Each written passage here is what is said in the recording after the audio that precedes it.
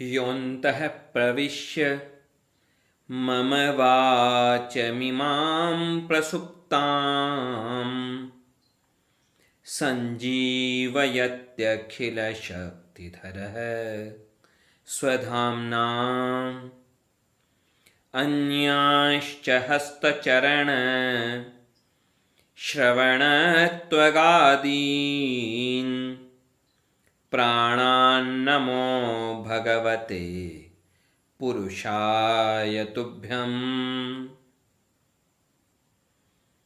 श्रीवीरराघवदयार्द्रकृपावतारम् श्रीजानकीश पदपद्मपरागभृङ्गम् श्रीश्रीधरार्य चरणाम्बुजलग्नमौलिं श्रीदेशिकार्य घनश्यामगुरुं नमामः।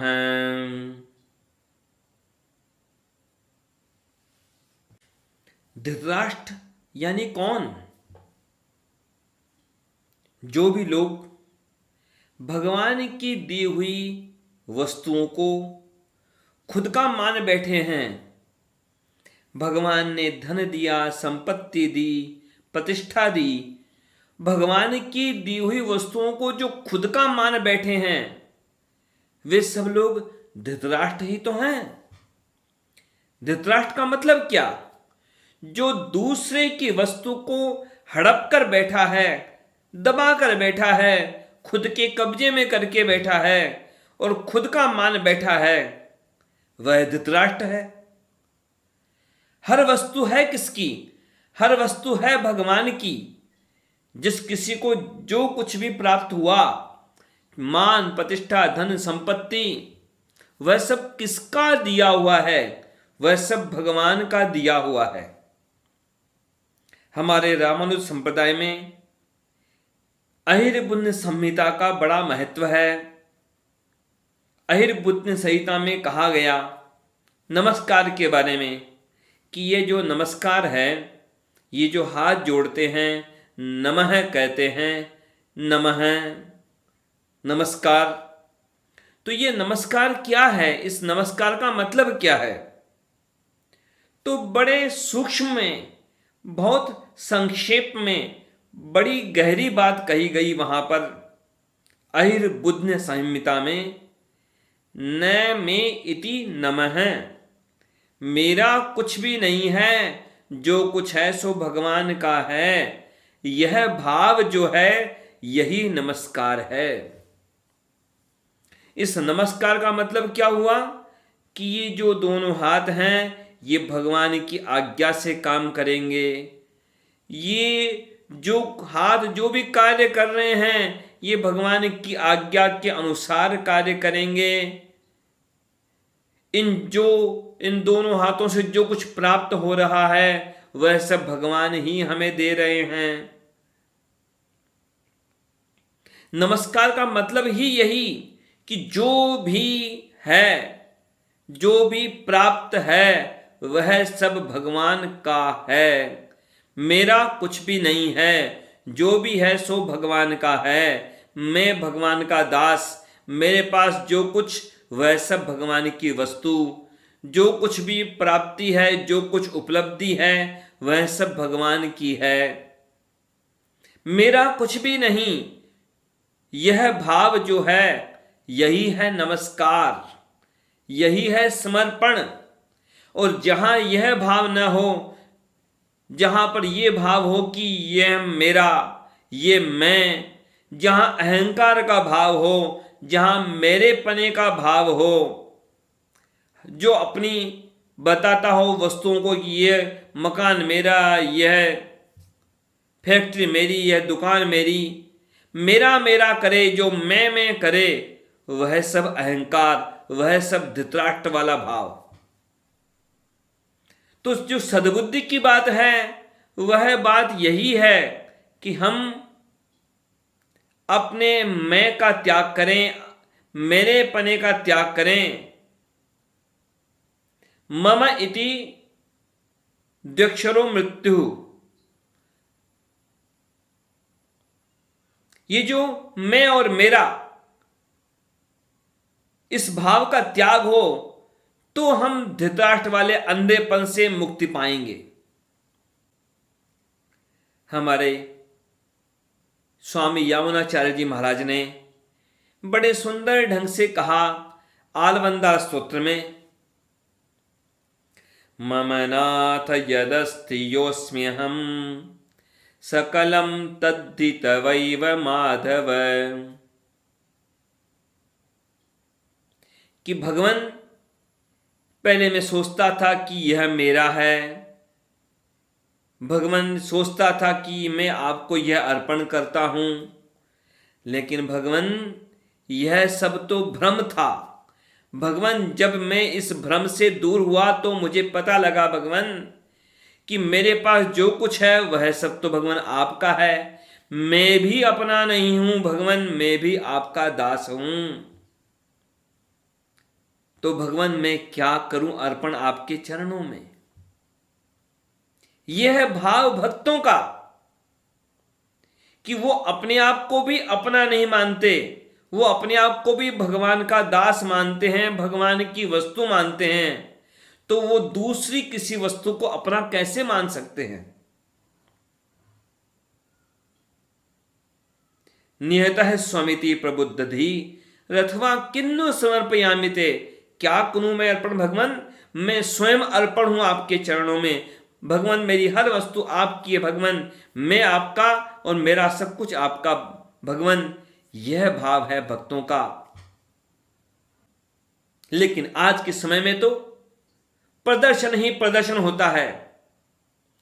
जैसे कोई व्यक्ति कहीं पर चोरी करके, कहीं पर छीन करके, डाका डाल करके और कोई चीज लाए और फिर किसी को देवे, तो क्या वह दान है?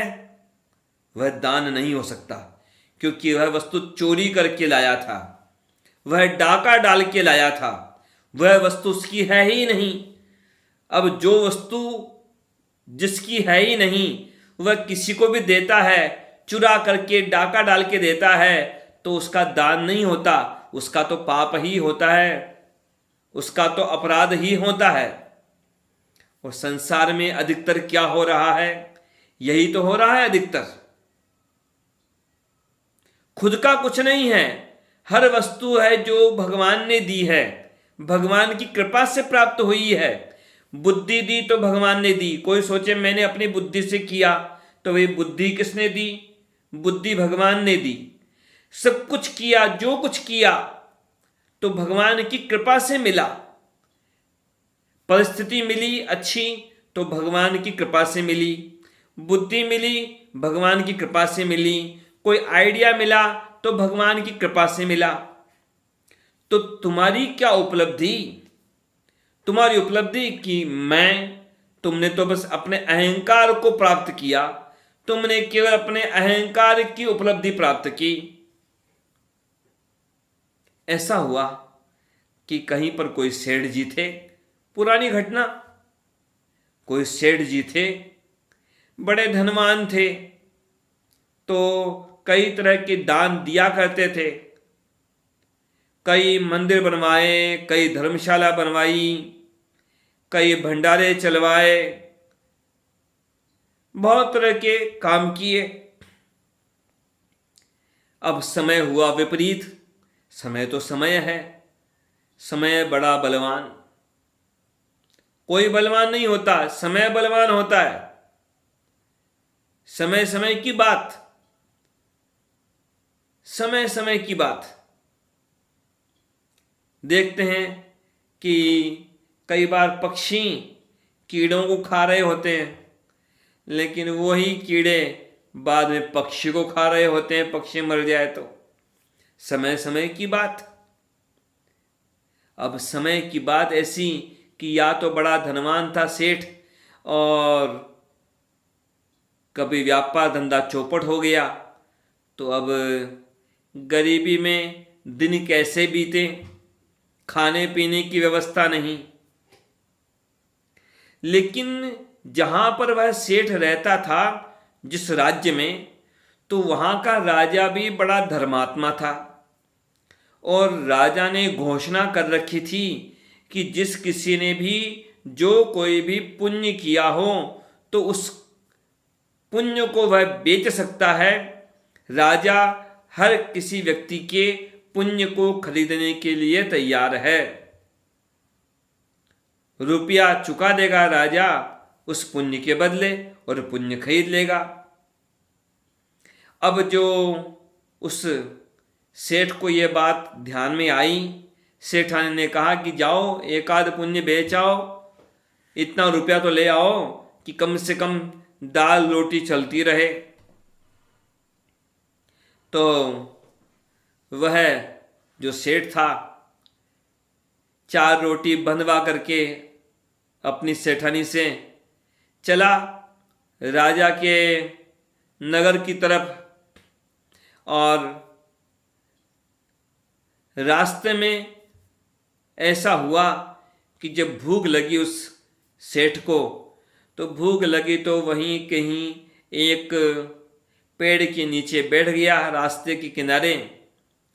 रोटी की पोटली खोली तो देखा कि कोई कुतिया वहाँ पर आ गई। कुतिया की कुछ छोटे बच्चे भी वहाँ आ गए रोटियां देख करके। तो ये देखा तो सेठ ने पहले 1 रोटी, फिर 2 रोटी और फिर सारी रोटियां ही उन कुत्ते के पिल्लों को और उस कुतिया को रोटी के टुकड़े सब खिला दिए। खुद भूखा रह गया और आगे राजा के पास पहुंच गया। राजा ने स्वागत किया सेठ का और कह दिया कि बोलो भाई, कौन से पुण्य को बेचना चाहते हो तुम, कौन से पुण्य किए हैं तुमने। अब तो सेठ जी गिनाने लगे अपने पुण्यों के बारे में कि मैंने इतने मंदिर बनवाए, मैंने इतनी धर्मशाला बनवाई, मैंने इतने भंडारे करवाए, तो इतने सारे अनेक अनेक पुण्य किए हैं मैंने, इनमें से कुछ पुण्य खरीद लो आप। अब जो राजा था केवल गिनतियां सुनने वाला नहीं था, वह राजा भी वास्तविक धर्मात्मा था और बहुत कुछ जानता था, बहुत कुछ समझता था। राजा ने सेठ से कह दिया, देखो भाई, तुम जो गिना रहे हो अपने बड़े बड़े पुण्य कि मैंने इतने भंडारे किए और इतने तुमने धर्मशाला बनवाई, तो देखो भाई ये सब पुण्य तो तुम्हारा खत्म हो गया। कि कैसे खत्म हो गया? कि तुमने इतने भंडारे चलवाए तो वहाँ पर तुमने अपना नाम लिखवाया कि नहीं लिखवाया कि ये भंडारा किसकी तरफ से हो रहा है? कि हाँ, नाम तो लिखवाया मैंने। कि जहाँ तुमने अपना नाम लिखवाया उस भंडारे के साथ, तो तुम्हारा पुण्य तो 0 हो गया, शून्य हो गया। और जो तुमने जो कई सारी धर्मशाला बनवाई, उन धर्मशालाओं पर तुमने नाम लिखवाए कि यह धर्मशाला अमुक सेठ जी ने बनवाई है, तो बस ये जो तुमने नाम वहाँ लिखवाए अपने, तो तुम्हारा पुण्य तो शून्य हो गया। तुमने इतने जितने भी ये पुण्य गिनाए ये सब तो शून्य हैं, इनका तो कोई पुण्य नहीं बचा, वह पुण्य तो उसी समय शून्य हो गया। तुमने नाम किया तो तुम्हें नाम मिल गया, तुमने पुण्य किया और पुण्य के साथ में नाम लगाया, नाम लगाते ही पुण्य शून्य। तुम नाम नहीं लगाते तो उसका कोई पुण्य होता, पर तुमने नाम भी लगाया और बार बार अपनी जीभ से भी लोगों से कहा, देखो मैंने वहाँ पर धर्मशाला बनवाई, मैंने वहाँ पर यह भंडारा करवाया, मैंने उतनों को भोजन करवाया, मैंने इतने कपड़े बांटे, मैंने इतनों को दवा दिलवाई। जो तुमने ये जो गिनती करवाई लोगों के सामने बार बार, तो बस तुम्हारा वह पुण्य तो शून्य हो गया, उसका कोई पुण्य नहीं। सेठ तो पसीने पसीने हो गया, घबरा गया कि इतने बड़े बड़े पुण्य किए और यहां तो कोई गिनती नहीं उनकी। राजा ने फिर कहा कि और कोई पुण्य किया हो तो बताओ। सेठ जी ने कहा कि बस अब मैं क्या कहूँ, इतने बड़े बड़े पुण्यों की आप गिनती नहीं कर रहे हैं और बता रहे हैं कि वे सब तो शून्य हो गए, तो मैं और कौन सा पुण्य बताऊं? इतने बड़े बड़े पुण्य किए थे मैंने तो अपनी दृष्टि में। राजा ने फिर कहा कि देखो, बाकी पुण्यों की बात छोड़ो, लेकिन तुमने आज एक पुण्य किया है, एक बड़ा पुण्य किया है। वह पुण्य तुम मुझे बेच सकते हो, वह पुण्य खरीदने के लिए मैं तैयार हूं। सेठ जी ने कहा कि आज कौन सा पुण्य? अब तो मेरे पास पैसा बचा ही नहीं है, मैंने पुण्य किया कौन सा? राजा ने कहा नहीं, आज तुमने बहुत बड़ा पुण्य किया है। कि कौन सा पुण्य किया है? तो राजा जानता था कई बातें, भूत भविष्य की बात। राजा ने कहा देखो सेठ जी, आज जो रास्ते में आते समय आपने खुद का भोजन, खुद का पेट भरने की बजाय खुद भूखे रहकर भी आपने जो उस कुतिया को रोटी दी, उसके बच्चों को आपने रोटी दी, खुद भूखे रह के उनका पेट भरा, तो ये आपने बड़ा पुण्य किया। किसी को नहीं दिखाया आपने, कोई देखने वाला नहीं था वहां, किसी को दिखाने के लिए आपने रोटी नहीं खिलाई। आपके पास ज्यादा था इसलिए भी आपने नहीं खिलाया, बल्कि खुद भूखे रह करके भी आपने वह रोटी उनको खिलाई। यह बड़ा पुण्य किया आपने। आप इस पुण्य के बदले जितना धन चाहो उतना धन देने के लिए मैं तैयार हूं। आप कहो तो 100 सोने के सिक्के दूं, आप कहो तो 1000 सिक्के दूं, आप जितने कहो उतने में यह पुण्य में खरीदने के लिए तैयार हूं। यह है असली बात। आजकल तो लोग प्रदर्शन के लिए कैमरे तैयार, मोबाइल तैयार, लोग तैयार, और फिर पुण्य करने के लिए चलते हैं। कैमरों की कतारें, कैमरों का ढेर लेकर के पुण्य करने के लिए चलते हैं। छोटा मोटा क्या पुण्य कर दिया, बस उसका विज्ञापन शुरू, फेसबुक पर, ट्विटर पर, व्हाट्सएप पर चमचों की लाइन लगी रहती है वाह वाह करने के लिए कि देखो कितने महान सेठ जी, देखो कितने महान, देखो इन्होंने क्या किया, देखो इन्होंने क्या किया। ये कौन सा पुण्य? ये कैसा पुण्य? यह पुण्य नहीं है, यह पाखंड है, यह पाप है। यह काम इसलिए थोड़ी किया लोगों ने कि कोई अच्छा मान के कर रहे हों, बस कैसे उनकी फोटो आए अखबार में, कैसे उनका नाम आए अखबार में, कैसे उनकी वाहवाही हो चमचों के द्वारा, कैसे उनकी संस्था की ब्रांडिंग हो, इसके लिए वो लोग छोटे मोटे काम करते रहते हैं, बस ताकि न्यूज में बने रहें, ताकि न्यूज में बने रहें, ताकि हाईलाइट होते रहें। भगवान की प्रसन्नता के लिए कार्य नहीं करते, दीन दुखी की सेवा के लिए कार्य नहीं करते, केवल अपने आप को दिखाते रहने के लिए। कभी 2 रुपया खर्च भी कर लेते हैं तो बस अपने आप को हाईलाइट करने के लिए, अपने आप का विज्ञापन करने के लिए, या अपनी संस्था का विज्ञापन करने के लिए, बाद में उसे कैश करने के लिए 2 रुपया खर्च करते हैं। तो वह इन्वेस्टमेंट है, वह अपने अहंकार का प्रदर्शन है, वह पुण्य नहीं है। यह तो धृतराष्ट्र वाला अंधापन है, स्वयं भी अंधे और दूसरों को भी अंधा करने वाली बातें हैं। यह कोई भक्ति वाली बात नहीं है। जब व्यक्ति खुद का प्रदर्शन चाहता है तो वह कैसे अपने आप को भक्त कह सकता है? सच्चा भक्त अपने आप को भगवान का दास मानता है। वह अपना नाम नहीं चाहता, वह भगवान का नाम चाहता है। वह स्वयं को दास मानता है और भगवान को स्वामी मानता है।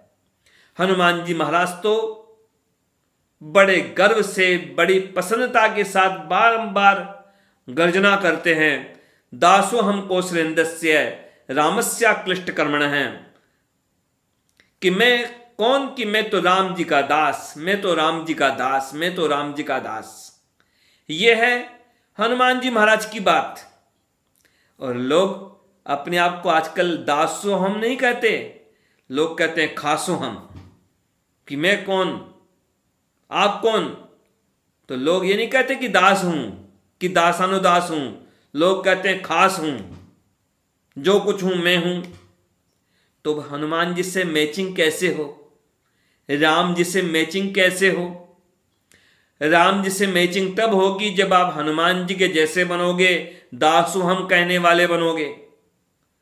आप बनते हैं खासो हम, तो फिर हनुमान जी से मैचिंग नहीं होगी। हनुमान जी से मैचिंग हुए बिना राम जी के यहां प्रवेश नहीं है। राम दुआरे तुम रखवारे, होत न आज्ञा बिनु पैसारे। मंदिर में घुस जाओ भले ही अपने धन के बल पर वास्तव में भगवान के दरबार में प्रवेश नहीं होगा, यह निश्चित बात है प्रदर्शन वालों का। सच्चे भक्त तो अपना हर संबंध भगवान से जोड़ते हैं।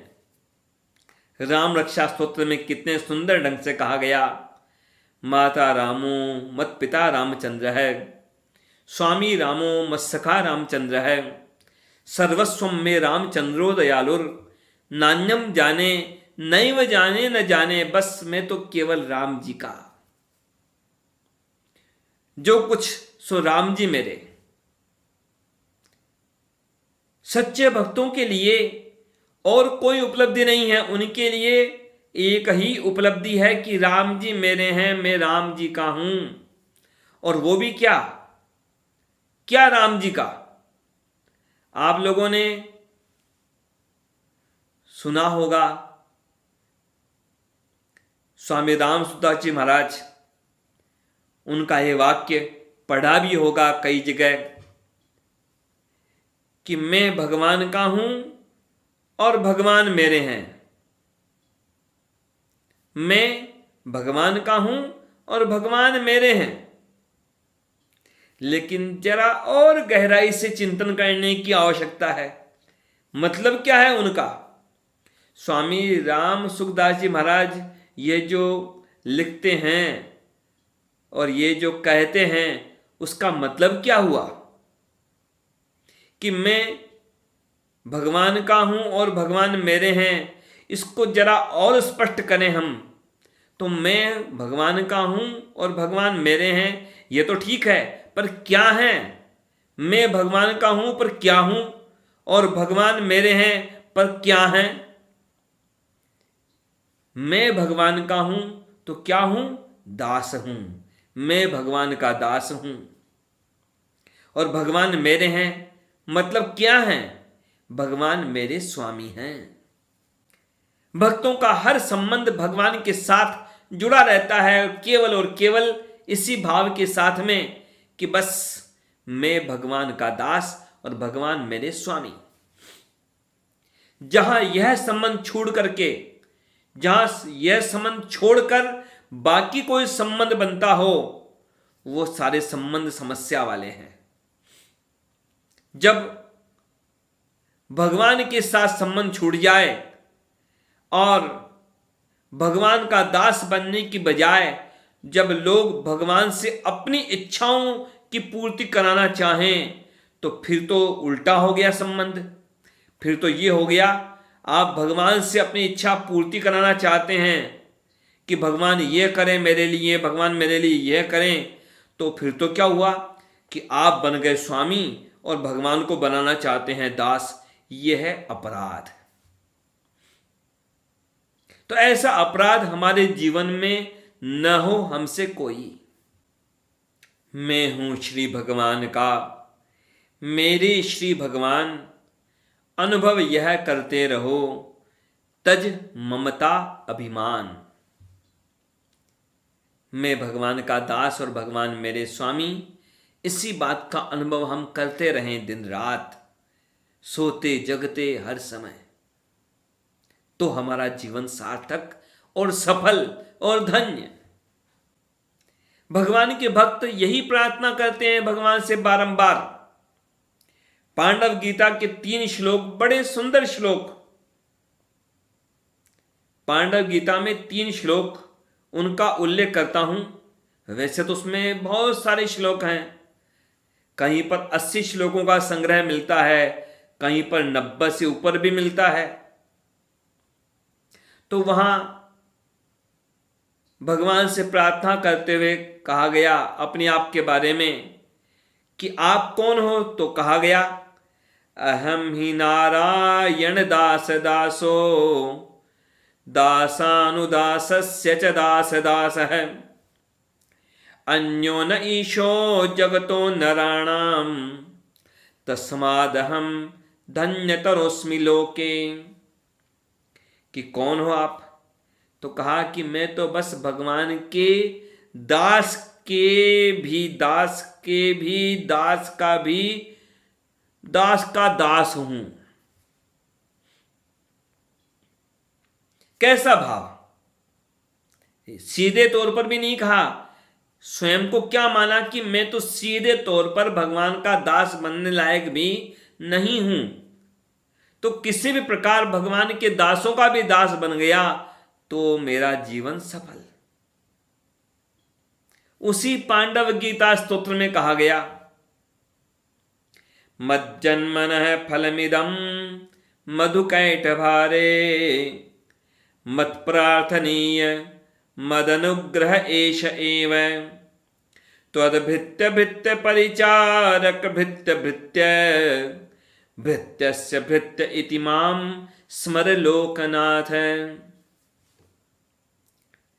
भगवान से निवेदन करते हुए कहा गया भक्तों के द्वारा कि भगवान आपसे यही प्रार्थना है, भगवान मेरे इस जन्म की सफलता भी इसी में है भगवान। कि क्या? कि भगवान आप मेरा स्मरण करें, मैं आपका स्मरण करूं और आप भी मेरा स्मरण किस रूप में करें कि भगवान मैं आपके सेवक के सेवक के सेवक का भी सेवक हूं। सप्त जन्मावधि, सप्त अवधि तक सेवक के सेवक के सेवक के सेवक का भी सेवक।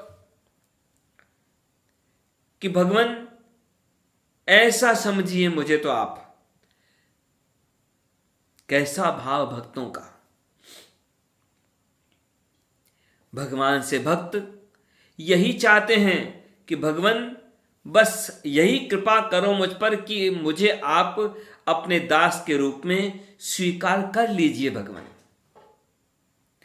नान्यम वदामि न शृणोमि न चिंतयामि नान्यम स्मरामि न भजामि न चाश्रयामि भक्त्या त्वदीय चरणाम्बुजमन्तरेण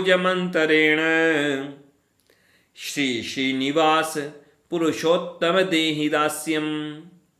भगवान यही कृपा करो कि मुझे आप अपने श्री चरणों में मुझे दास का स्थान दे दो। यह है भक्तों का भाव। वो दास बनना चाहते हैं, भगवान को स्वामी बना करके उनकी सेवा करना चाहते हैं। और जो लोग भगवान की सेवा करने की बजाय भगवान से अपनी सेवा करवाना चाहते हैं, भगवान की दी हुई वस्तु को अपना मान करके उन चीजों का प्रयोग अपने अहंकार की तुष्टि में करना चाहते हैं, वे सब धृतराष्ट्र ही तो हैं। पहले भी कहा था, पुनः कह रहा हूं, धृतराष्ट्र का मतलब क्या? जो दूसरे की वस्तु को हड़प के बैठा हो, अपना मान के बैठा हो, वही तो धृतराष्ट्र। और दुनिया में अधिकतर यही तो विडंबना। भगवान की दी हुई हर वस्तु, हर योग्यता, उसे लोग हड़प करके बैठे हैं और अपने अहंकार की तुष्टि करना चाहते हैं और अपना हक जताना चाहते हैं कि यह धन मेरा, कि यह संपत्ति मेरी। अरे भाई, यह सब भगवान का है, तुम्हारा क्या है? क्या लाए थे? तुम्हारा है यह सब, तो जरा एक सुई भी साथ ले जाके दिखा दो। धृतराष्ट्र को अंधा क्यों कहा गया? आंखों से तो अंधा था ही, लेकिन फिर भी अंधा क्यों कहा गया? उसके पीछे आध्यात्मिक तात्पर्य कई तरह के हैं। एक तात्पर्य यह भी है उसे अंधा कहने का कि वह निरंकुश है, किसी को नहीं देखता, किसी की परवाह नहीं करता, राजा है। अब राजा निरंकुश मतलब क्या? अंकुश नहीं है। अंकुश क्या होता है? जैसे हाथी है, बड़ा बलवान होता है, पर अंकुश लेकर के जो महावत होता है उस बलवान हाथी के सिर पर बैठकर अंकुश रखता है।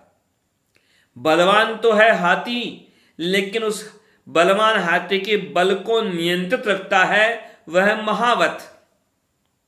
लेकिन यह तो राजा है। अब राजा के सिर पर कौन बैठे? उस पर किसका अंकुश? उस पर अंकुश होता है न्याय का। राजा पर न्याय का अंकुश होता है, धर्म का अंकुश होता है। लेकिन धृतराष्ट्र कैसा राजा है? उस पर धर्म का अंकुश नहीं है, उस पर न्याय का अंकुश नहीं है।